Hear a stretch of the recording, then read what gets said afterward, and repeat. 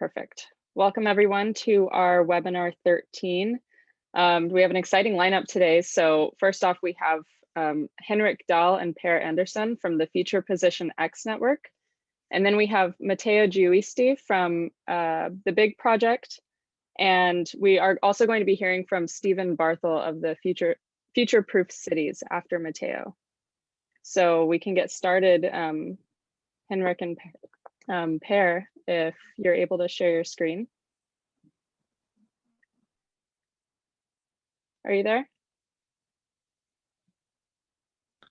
You're muted, Henrik. Nu är jag inte det. Pleasure to be here. Thanks for the invite, and look forward to do this presentation. And if you have any questions, shoot away, and me and Per will try to answer as thoroughly and as intelligent as possible. And maybe Stephan and Matteo can help out. We'll see. Okay. Let's see. This is the presentation we want to share. Do you see my screen? Yes. Okay. So Future Position X is located in Gävle, Sweden, just north of Stockholm, for you that don't really know where Gävle is. We've been around for a while, and we're consisting of a group of different organizations, from companies to municipalities and so on. And we're also financed from the state for a 10-year period of time. And we work with smart, viable, and sustainable cities through data-driven innovation. And we have a close cooperation with Gävle University, which Matteo and Stephan is a part of. So they will talk a little bit more later about how we cooperate. Let me jump to the next slide, and I'm going to talk a little bit about different stuff that we do. So I'm going to talk about what we do in connection to green roofs. Also a little bit, which is also tying into Matteo and Stephan's presentation of how we can predict movement in a city. And we're going to just briefly mention also how we work with an area called Sjödalen outside of Stockholm, helping them to look into different areas of how to build a sustainable suburb. We're also going to touch upon the cooperation that we're having with Örebrobostäder, which is a municipality-owned company owning all the, help me out, Pat, what's the word? All the buildings and where people live in the whole municipality. So I think it's the third largest in Sweden, which is fairly big. And also touch upon a project that we're doing for all different municipalities of how they will work with the climate contract that they've signed. So let's move over to the green roof. In the center of Sweden's third biggest city, Uppsala, there is a big block that they're going to tear down and rebuild. So I was talking to the person who's owning this block, and we say, what could we do with the roof? Because he was not very much into building green, building sustainable. And so, but let me challenge you. Let's look at the roof. That's a space that you won't even use. So what we did was that after some meetings and so on, we looked upon 5 different options for him to launch on the roof that he could combine and see to how is it that he could maximize the combination on the roof to see to that we could make it as sustainable and as green as possible. This is also just across the street from the municipality headquarter buildings. So it's a very good location for all the politicians to just look at what is possible. So we came up with this 5 different roofs, and we did it in collaboration with the University of Gävle. And we also looked upon what would be the market value, or how could we make this market driven so that it would be interest for private property owners to build new houses with green roofs. And this had not been done before in Sweden, so we got quite some attention. And also there was some interest from Paris, who is also remaking the city center. And the next step in this project, which has just started, is to digitalize how we can plan this, and also to connect some kind of market value to it, in order for city planners to actually help the private builders to get a better view of what's possible. That's the short story of the green roofs that we're working with. This is a kind of odd picture, but this is how people are moving in Gävle. So where you see that the spider web is a little bit more tight and thickened, that's where the streets are. And I think that by just looking at this, you can actually kind of understand where is the city center and where the streets that people walk the most. This is done by that we have a couple of sensors placed out in the city center. And by using this data, we can now forecast how people are moving up to 3 days ahead. Of course, this has been very challenging during the Corona times, where the patterns of moving in the city has changed. And we were hoping to help the municipality and the city, the shop owners in the city, to understand more of how people are moving and about the traffic. A side effect from this project was that people are now using it to not go into and meet other people, so they can find out where to go to, not to be infected by Corona.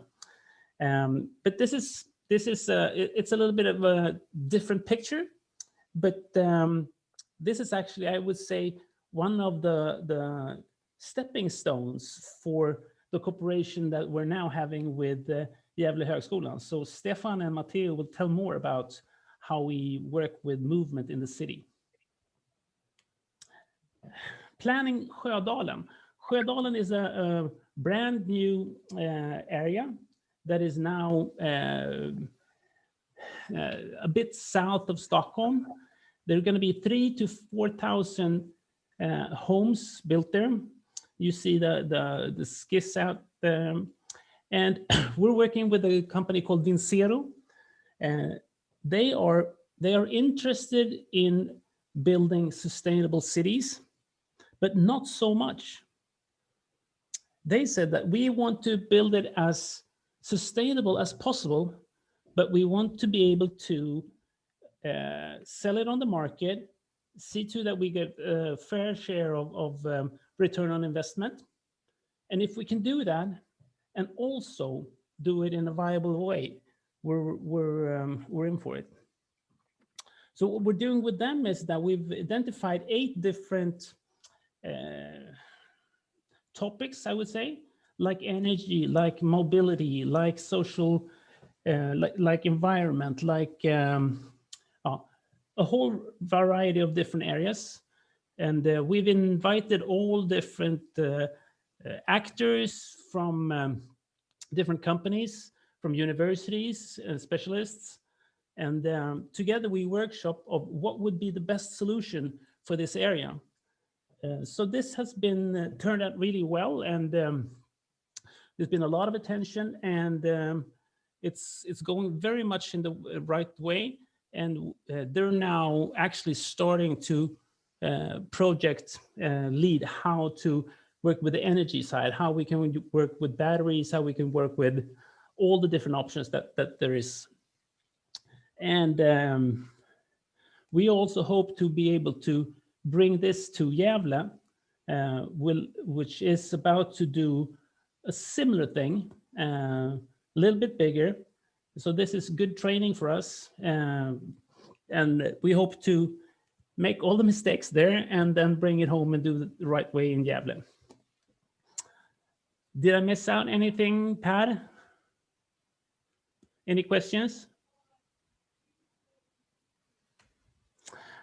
Here's another close cooperation that we have, and it's Öbo, Örebro Bostäder, which is a fairly big city in the center of Sweden. We work with them to cut emission or say energy consumption.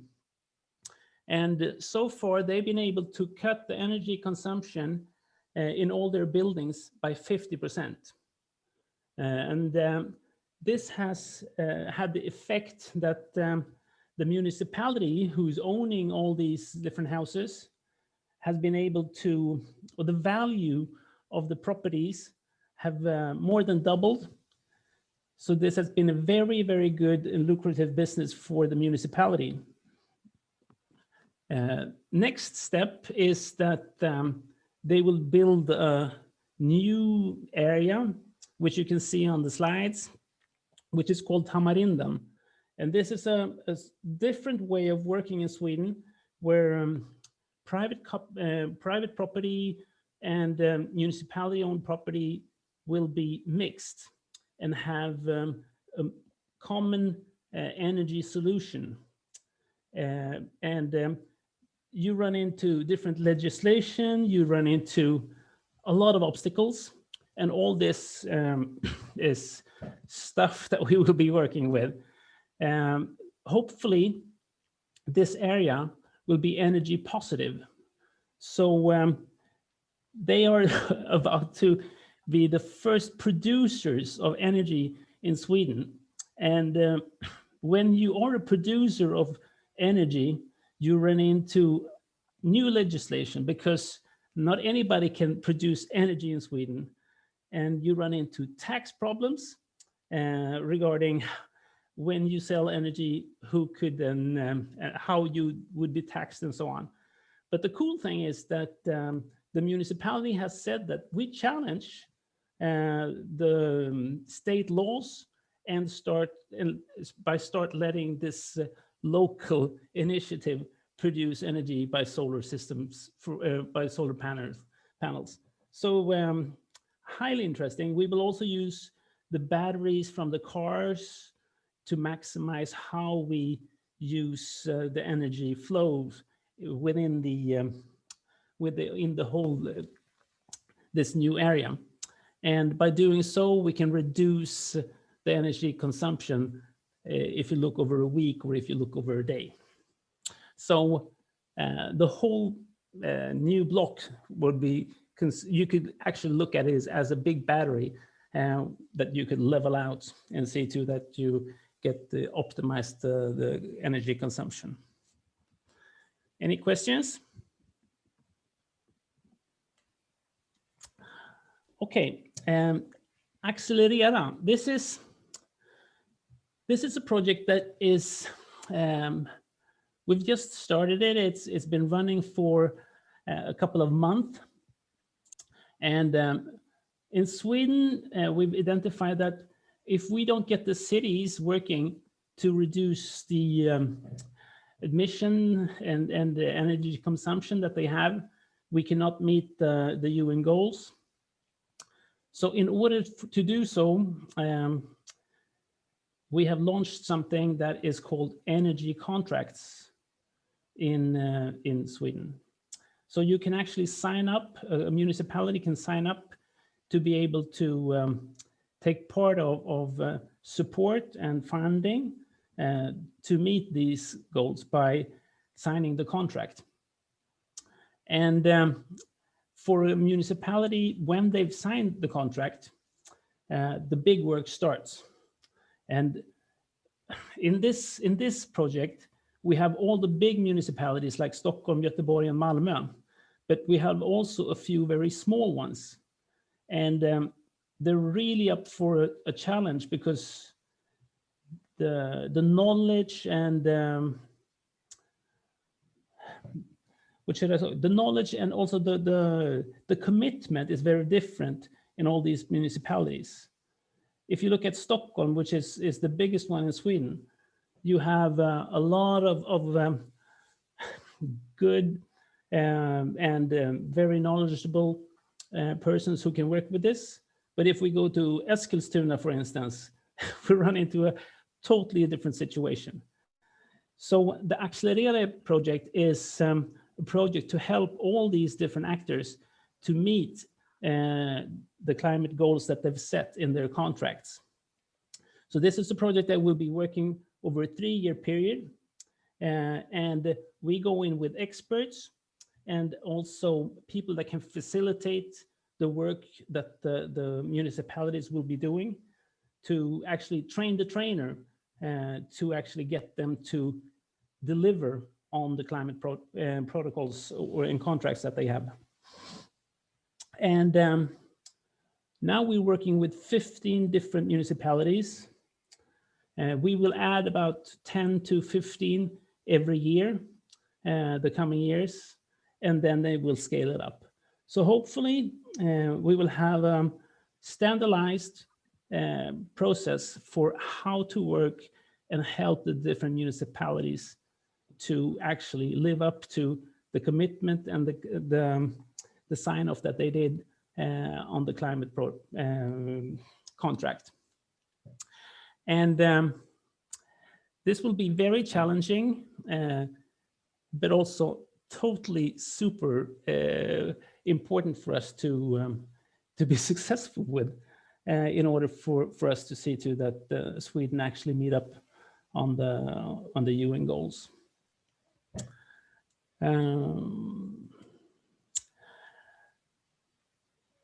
I got a few, Tessa, you wrote me some keynotes to hang on to. So I hand over to Per.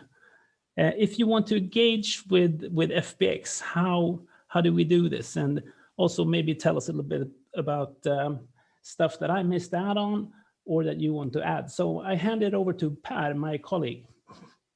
Thank you, Henrik.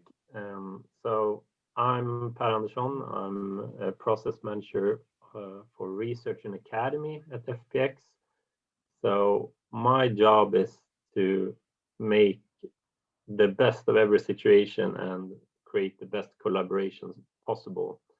And I'm going to talk a little bit about what Henrik is showing right here, but I'm also going to try, if the time is given, to show one specific project to describe what we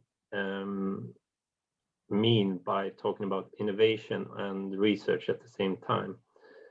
So some current events that we're doing, FPX Talks is something that we've been doing since Corona hit Sweden.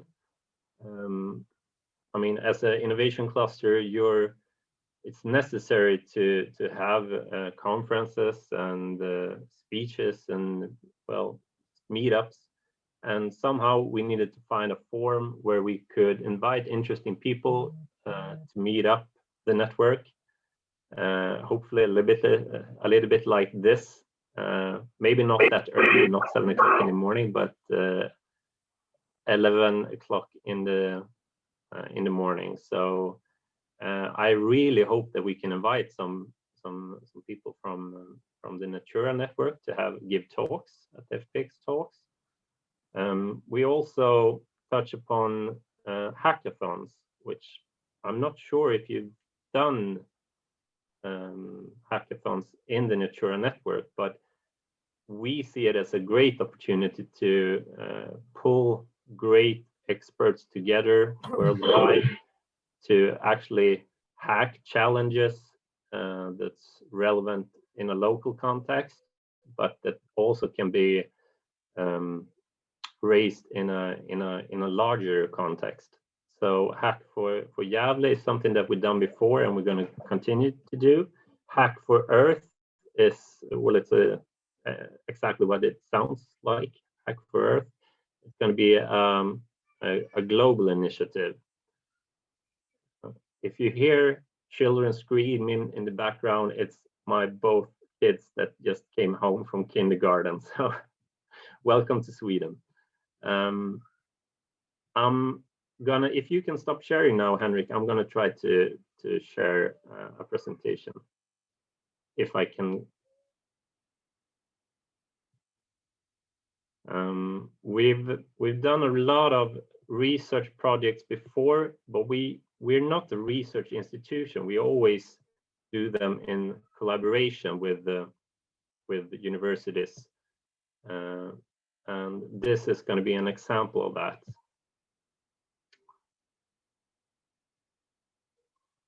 So just stop sharing, Henrik.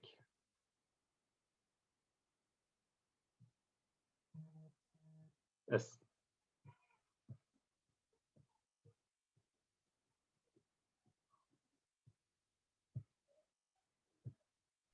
And Per, I have opened it up.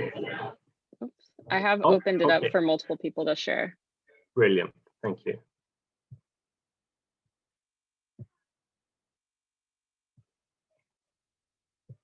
Okay, so you can see my screen? Yes. Yes, brilliant. All right, so a couple of years ago, we engaged in a project that's called Sensing City. And why I want to use this project as an example of what Future Position X wants to create for both research and innovation purposes is because it was a collaboration between Sweden and New Zealand, which is extremely challenging given that it's a 12-hour time difference. So every time we had a meeting, you can never have the meeting on the same day actually, because working hours finish.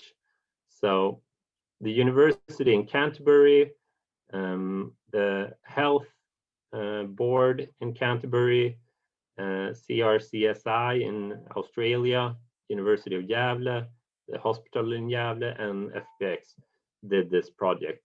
And I'm going to try to describe what it was all about, because it was both requiring some medical expertise, technical expertise, and GIS expertise. This is actually a heat map of pollution in Christchurch, New Zealand. We did the same heat map of Gävle in Sweden. And this is probably not very new. You've seen them before, but that was one layer. And the other layer that we were monitoring people within the city. They have, of course, given their consent to this. They were COPD patients at the hospital, meaning that they had a lung disease, often due to the fact that you've been smoking your entire life. But the thing is, when you have COPD, you're very, very likely to have health issues regarding to air pollution. So if you monitor these patients, you can then see the correlation if they move within the city and certain parts of the city are more contaminated with air pollution. So we equipped them with a smartphone for tracking. We equipped them with an app so they could fill in some information about how they feel and how they also medicated during the day, and if they were required more medicine on a certain day. And what you then understand is that if they go into highly polluted areas, and at the same time you can see that you have a correlation, then you're actually have the possibility to steer people, stay away from city centers, certain areas on certain times if you have this lung disease. And then you can study different types of people. So we have like reference groups. So this is actually quite interesting that the students that didn't go to these city centers, they stayed out at, and this is also in Christchurch, in the area around campus, which is a very green area. They were actually best off in that city. So this is also looking at it from a time perspective. But what I want to say with this project is this is exactly what we're interested in as FPX, that you can find a very high technology challenge within this, and at the same time you can also actually create solutions and create products and services that can actually help people to create a better living. And that's kind of what drives me to the next step, which is the initiative that the University of Gävle came up with, and we endorse it. So we, with governmental funding, co-sponsor this initiative that's called the Big Project, and well, also try to help out in tech and development of applications and so on. So with that said, I'm open to questions, and I'd like to hand over also to the University of Gävle and Stephan and Matteo. If I might cut in, maybe you could mention a few words on the data platform that we have. Oh, yes. Very good, Henrik.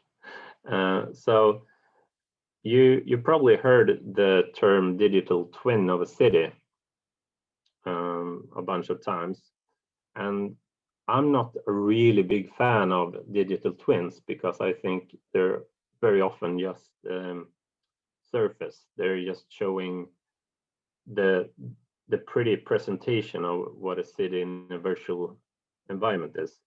But we're trying to create the best possible digital twin, you could call it, and by pulling lots of data together, like vast amounts of data on one single platform.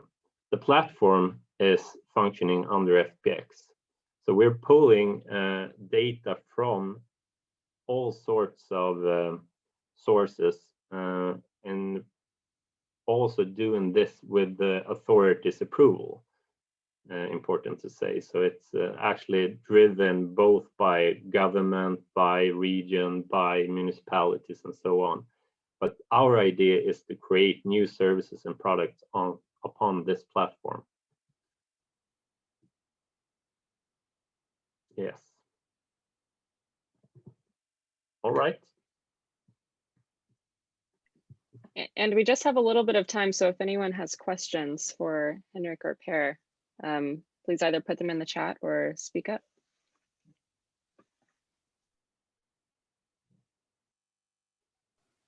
If there are no questions, I'd like to add to Per regarding the platform that the funny thing, or the little bit different thing, is that it's an open platform with very many different sources of data. And also there's a very interesting mix of public data and also private data from private companies.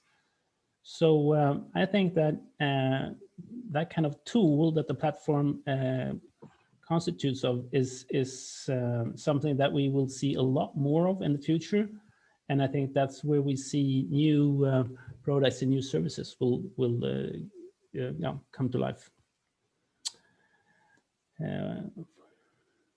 I can see that it's a question: how were the air pollution maps developed?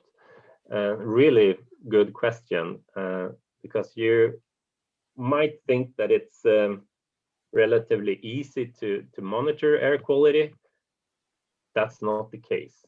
As a project manager, I got very aware of this because we ended up renting the most expensive equipment you could find in Europe to get relevant, good data.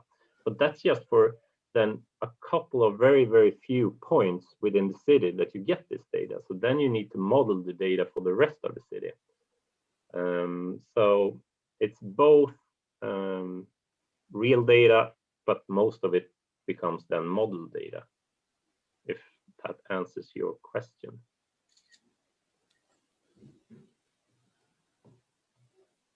If there are no further questions, we'd like to hand over to Stephan and Matteo, if that's okay with you, Tessa.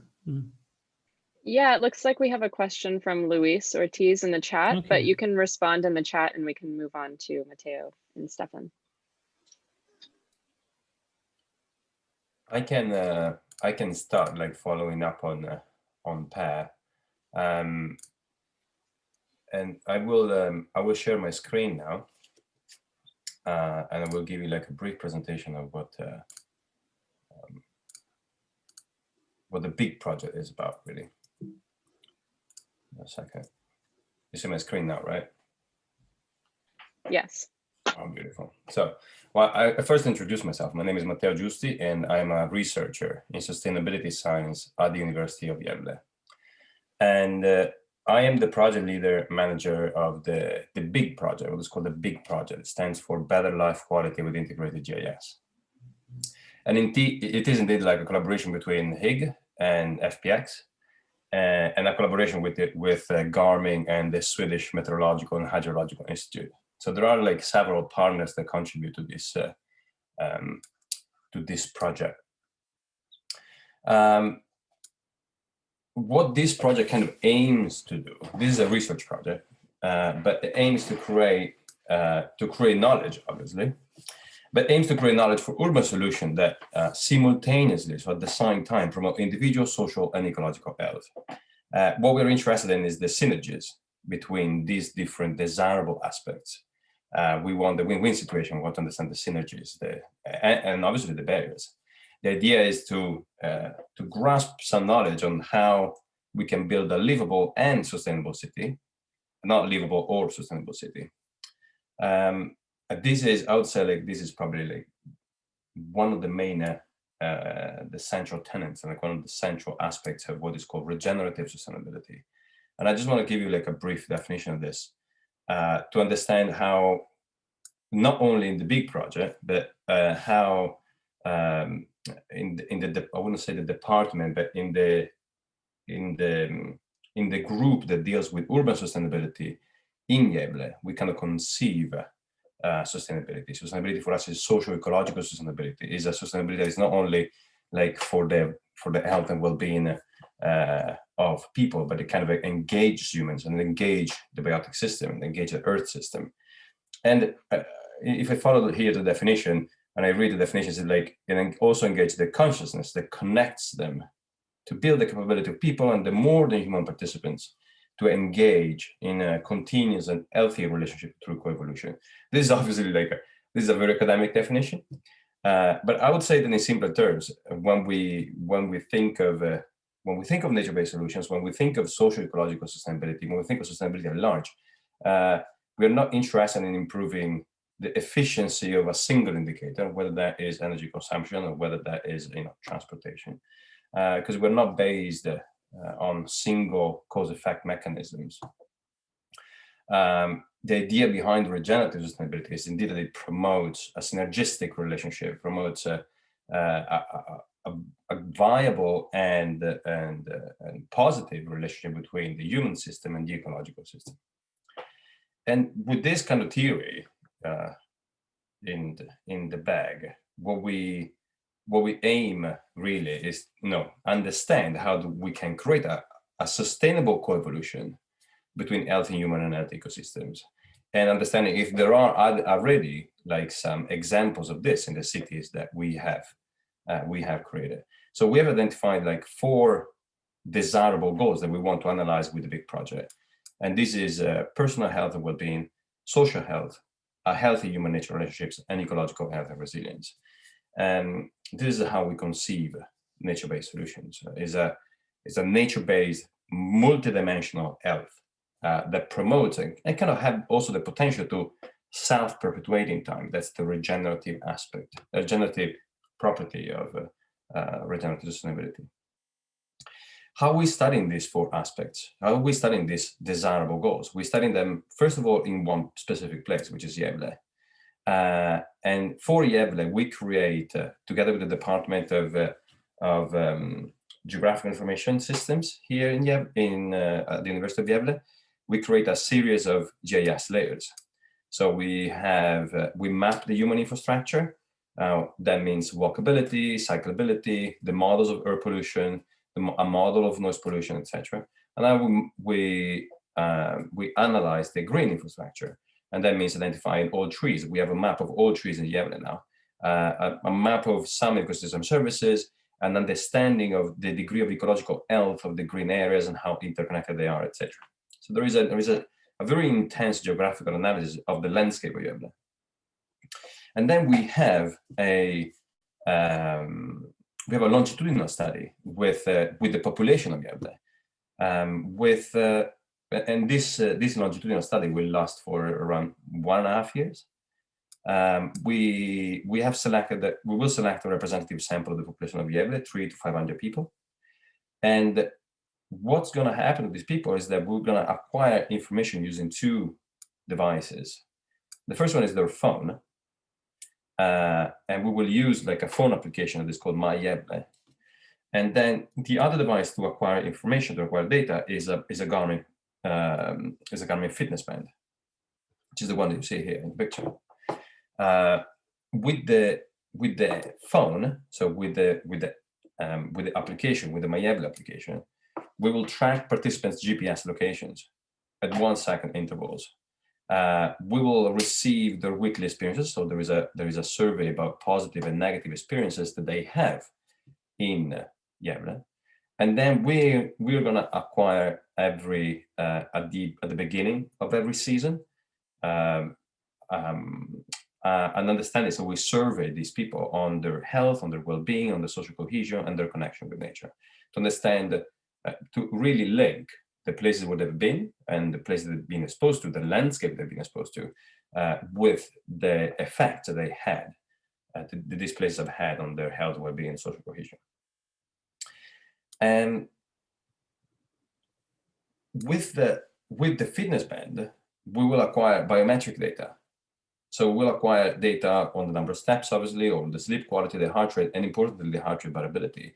So we will have geocoded biometric data, meaning that at any given point in time, I will be able to know where a person has been and what the heart rate variability is, or their stress level, for instance. So I will have some form of understanding of their objective health according to the landscape they have been in contact with. And these are the three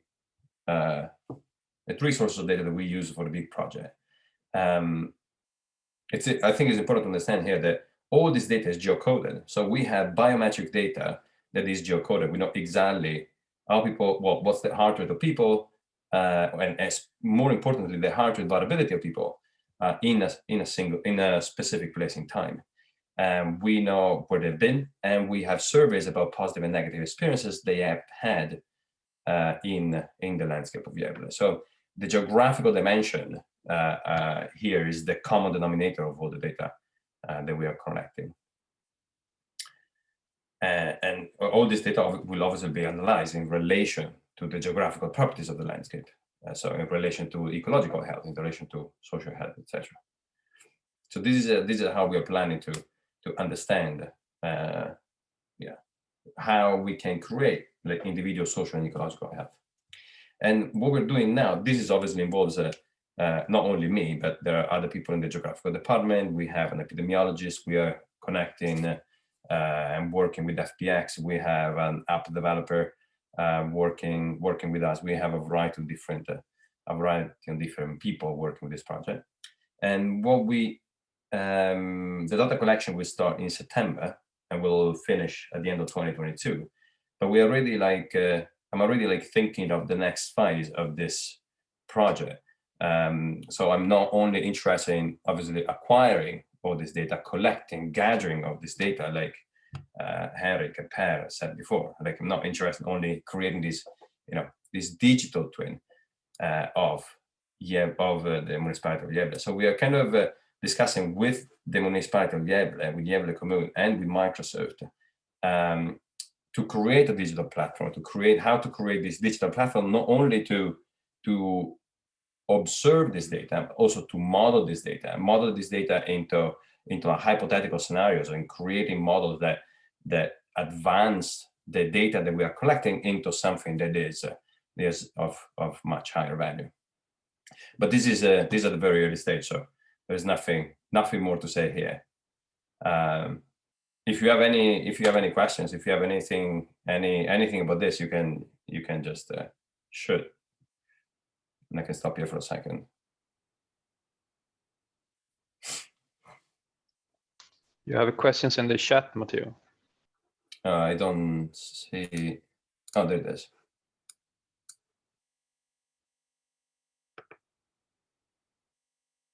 Parameters that define social cohesion. Time-spent contact with people are more complicated than that. So we have, there are definitely different measurements, so different ways of measuring social cohesion. What we are doing now is self-reported social capital we're using. So we're using bridging social capital and bonding social capital. So the kind of interaction that you have with people that are like you, or the kind of interaction of people that are not like you, because they are of different religions, different ethnicity, or different income levels. This is a self-reported scale that we evaluate participants with every season, so at the beginning of every season. So we try to understand what's their level of social cohesion, and what's basically the level of social capital they have in their community. And we try, and every time that we ask for a positive or negative experience, we also ask if this experience has promoted or has hampered, has diminished, has worsened their sense of community or their connection with the community. Christopher, how well does the temporal and spatial extent solution space match with the social data individuals that we will monitor? I'm not sure I understand this question. So the resolution of the GIS data is different according to what kind of map we are developing. So the error and noise pollution maps, for instance, they're models, they're not like GIS layers per se. They have a temporal, a spatial dimension. Obviously, they're highly sensitive at the spatial level. So we have information about specific address points, but they also have a temporal level. And I believe that level of sensitivity is at the hour scale. So for every address points, we can understand for every hour, the level, the kind of air pollution that there is, and the kind of noise pollution that there is there. And for other GIS layers, like the map of trees, for instance, well, that is accurate at the level of trees. So we know, I think is probably accurate at probably 1 meter level. We have a map of every tree in Gävle. It depends on which GIS layers we are talking about. Selection criteria participants. The selection criteria participants, they have to be, well, we'll try to gather a representative group of the population of Gävle. So the procedure would be as follows. We have the app. We will publish the app. So we will publish the app on Apple Store and Google Play. We will market the app, and everybody in Gävle will be allowed, could download the app. Once they download the app, they provide initially some profile information, which is age, gender, income level, and level of education. Based on the information they provide, we'll select 300 to 500 participants after probably after a few months from people downloading the app. So we will be able to select the people that we are more interested in. The age groups will go from 15 to 79 years old. We cannot go any younger without having a major issue in like major ethical commitment. So we'll need to ask permission from the parents, and that is just too complicated. So 15 to 79 years old is our age group. Yeah, and that's the web link, the web page of the project.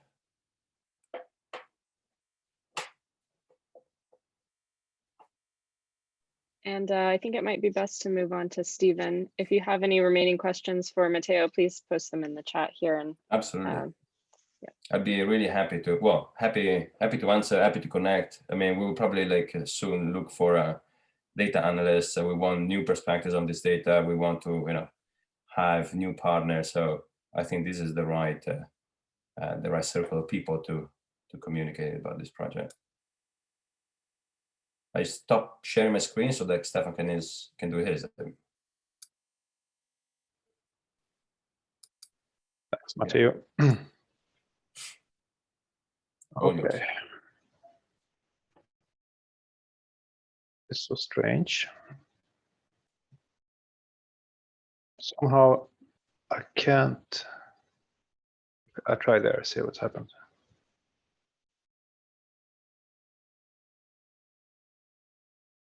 Can you see anything? Not yet. So if Your you hit face. share screen, it should pop up with some options, some windows that you can click on. Do you see that? I need to open system preferences for security and privacy to grant access, it says. What is this? Never happened before. Oh, that's weird. Okay, let's try. I press Zoom, see what. No. Nothing Okay, yet. Matteo. On your Zoom screen, there's a share screen on the bottom. Yeah, I know how to do it, but oh, see, there it comes up. I think it was the firewall. Yep, we see it now. I had to click a few buttons. There it is. There you go. Okay.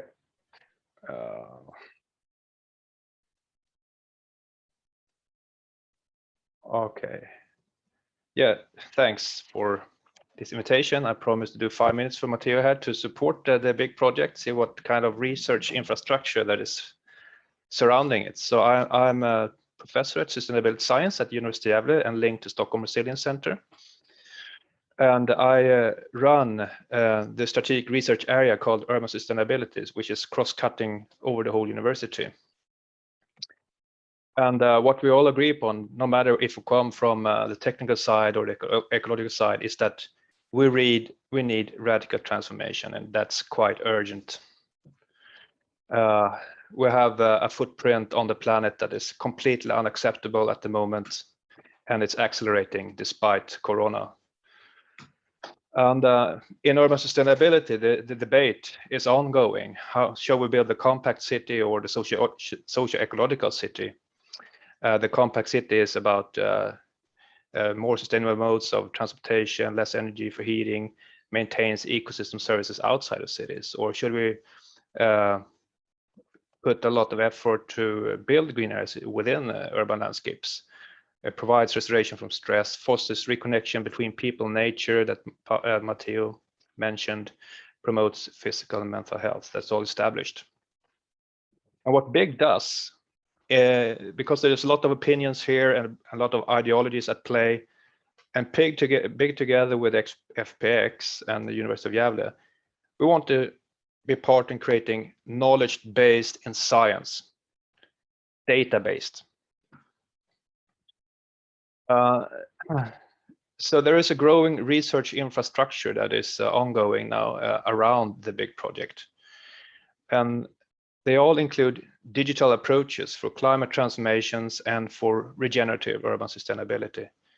And it's about feeding back attitudes and experiences of residents to researchers and policymakers and planners so that we can build attractive cities. It's about not if we should build dense cities. It's about how we should build dense cities.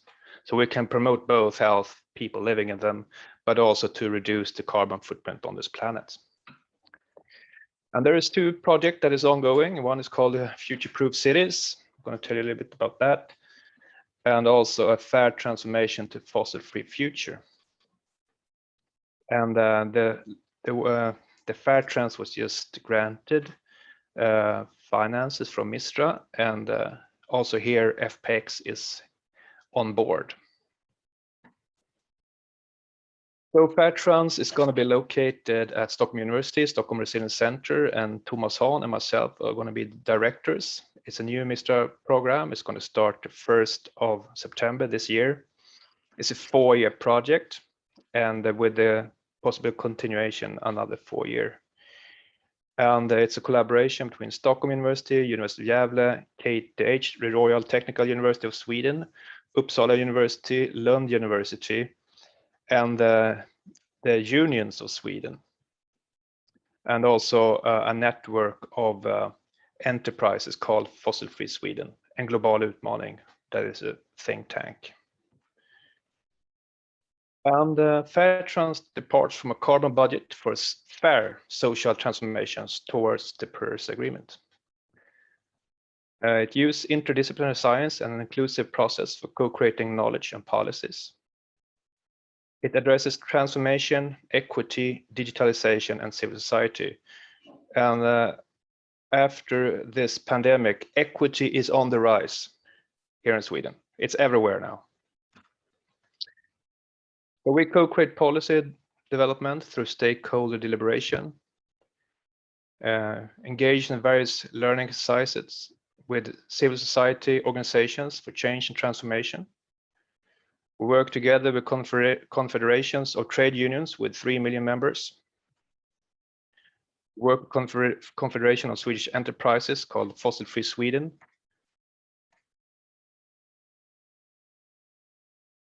And we work with the Swedish Society for Nature Conservation. And in Sweden, the Confederation of Trade Unions has been a blocking power unit in Sweden for a climate transformation.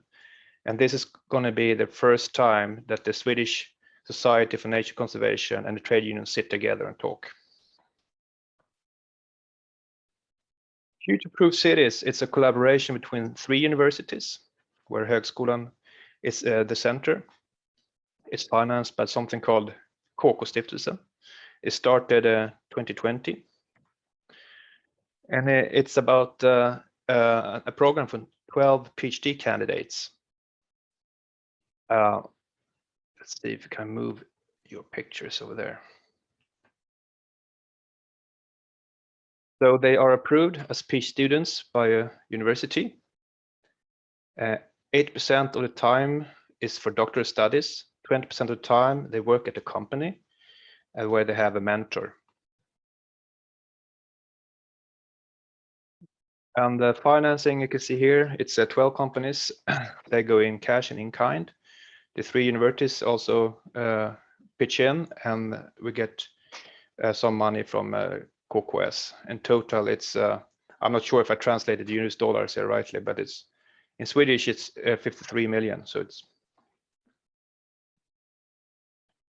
the frame for research is urban sustainability from the perspective of residents, climate resilience for the next generation of infrastructures.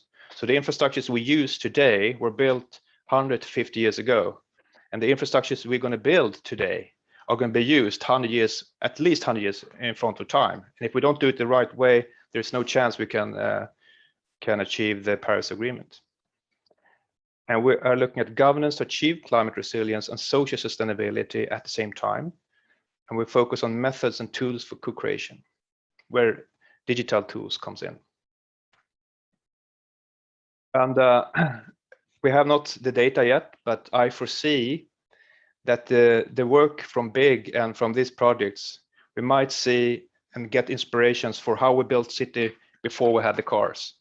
What you see here is called Lindhagenplanen from 1870 in Stockholm that built these boulevards for walking across the city. Very efficient technologies to move through the city. You can see a picture of that here today. And also a new example of similar thinking is the High Line in New York, where we integrate socio-ecological infrastructures with technical infrastructures. And there is a new sort of discourse in science that called SETS. I know that Nancy has been part of establishing this concept. And I believe that this is the way forward to integrate the technical infrastructures with the socio-ecological, because we cannot build one city for energy efficiency and another city for social ecological green infrastructures. We can all needs to coexist within the same city. Thank you. Thank you so much, Stephen. If anyone has questions, please speak up or put them in the chat.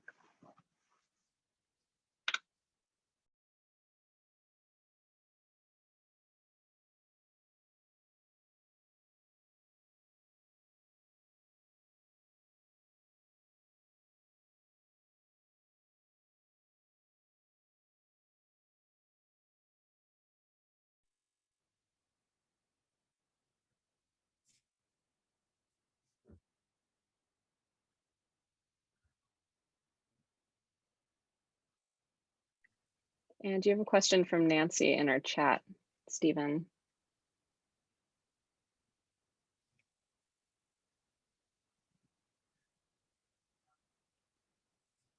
Now these walkways are from the 1870 in Stockholm, so they are really old. But I think that we need to look at those city planning ideals that existed before we had the cars. And this is one example. I showed it because I think this is integrated social, ecological, technical structures in cities that we can get inspired by. And that was just sort of a, for me, as a thought experiment for you. We don't have the data yet from our projects.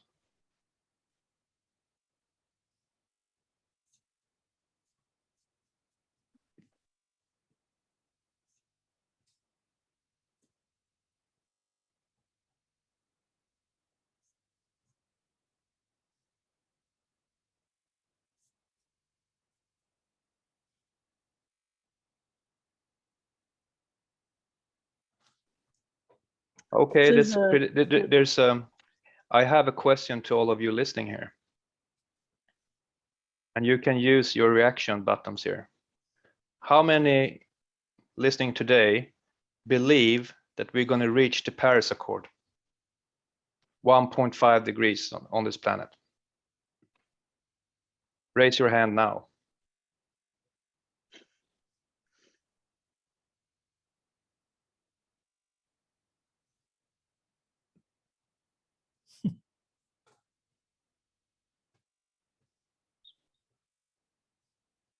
There's some pretty tough work that needs to be done if we're going to reach it, and it's nothing less than something very radical that needs to happen. And I'm going to invest the coming 8 years try to make that happen in Sweden at least.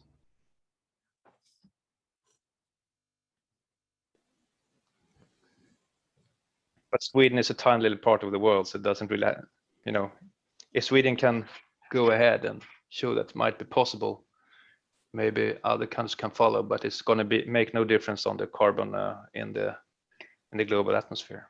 Well, I mean, I'm going to push back against that, Stephan, because actually Sweden leads the way in a lot of things. I mean, people look to Sweden for this kind of innovation, and so and that's really the whole purpose of the NATURA network, is to try to connect up this very cool stuff that you all are doing with things that are happening in other parts of the world. So, you know, maybe there's some, I mean, even though I'm a person that said, no, I'm going to put my hand down because it's really just very disturbing.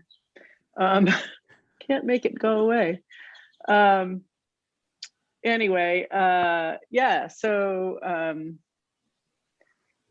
I don't know. I mean, I think, you know, some of the things that you all presented today, which seem really exciting and innovative, I think there's opportunities, for example, with the database that you all are putting together in the other project with you know, joining together, or at least sharing some learning with NATURA, who is the project is interested in you know, providing a platform for all of the different networks that are part of NATURA. That's just an example. We will be glad to collaborate with you guys. Yeah, great. Yes, a remark. I was wanting to invite you all to an upcoming event that we want to do. We want to do a hackathon on how we can work with different challenges that we're having in Sweden and in Gävle, connected to the UN goals. And I hope to come back with more information to you all guys to invite you to be a part of that hackathon, so that we together can work to achieve those goals that we're not so optimistic about reaching. So we really need to cooperate, as you said, Nancy.